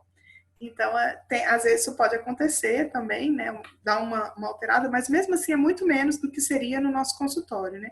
A vergonha da criança, né, em aparecer nos vídeos, e para a gente guardar esses documentos de multimídia, eu geralmente só observo, faço as anotações, faço direto no laudo as anotações, para depois não ter que ficar refazendo, e depois já jogo fora, tá bom? De modo geral, deixa eu ver aqui. Bom, galera de cowboy, é isso. Eu espero que vocês tenham gostado da aula e que vocês tenham gostado tanto de assistir quanto eu gostei de ensinar. E eu espero vocês depois, tanto no canal da Klinkog, quanto no YouTube, quanto no meu perfil também, tá bom? Do Instagram, novamente. É Valesca com WK, ponto, Souza com Z, Neuropsi, tá bom? E eu vou colocar sempre conteúdos para vocês por lá também. Klinkog também sempre postando conteúdos de qualidade, né, para vocês. E o YouTube, essa aula vai ficar gravada. E muito obrigada. Valesca, Diga. só antes de você encerrar, antes das pessoas irem descansar respectivamente, depois desse banho de aula maravilhoso que a gente recebeu, em nome da Klinkog+, quero agradecer a sua participação, agradecer essa live que se transformou num mini curso tão incrível, tão potente. Neuropsicóloga de raiz é isso, né? Que faz Obrigada, de uma Jean. maçã e de um slime uma avaliação neuropsicológica completa. Ah, E já, muito que, obrigada. e já quero adiantar para quem gostou demais da professora Valesca, está interessado em ouvir mais dela, ela tem muito a dizer ainda para a gente, vai ter um curso da Cleancog Mais com essa querida professora Valesca nos dias 19, 21 e 26 de outubro, 19, 21 e 26 de outubro, sobre reabilitação em crianças com TDAH. Imagina essa mulher falando de reabilitação em TDAH pra gente. Imperdível, em outubro, nos próximos dias a gente vai divulgar o banner e eu espero todos vocês lá e ela também. Obrigado, É viu, verdade. professora? Muito obrigada, Jean. Eu falei pro Jean, gente, que era minha fanfic de fazer um curso com a Cleancog. Eu tô me sentindo assim, quando passa o microfone. Eu até falei pra ele, sabe, a fã da Rihanna. Aí a Rihanna deixa ela cantar um pouquinho. Eu, tô dessa forma. Então, muito obrigada à Cleancog, ao Jean, a Nath, a Mônica, né? Poderosa e não vai fazer a Rihanna de demorar tanto para lançar um CD, né? Tu vai lançar logo esse curso. É verdade. E muito obrigada a todos vocês que ficaram aqui, né, firme e forte nessa sexta-feira, né, até o final, né? E agora eu desejo um excelente descanso a todos vocês. Mais uma vez, obrigada a todos. Obrigada também a Cleancog. E bom fim de semana e boa noite para todos vocês. A todos nós. Obrigado, Valesca. Obrigado, pessoal. Tchau, gente. Boa noite.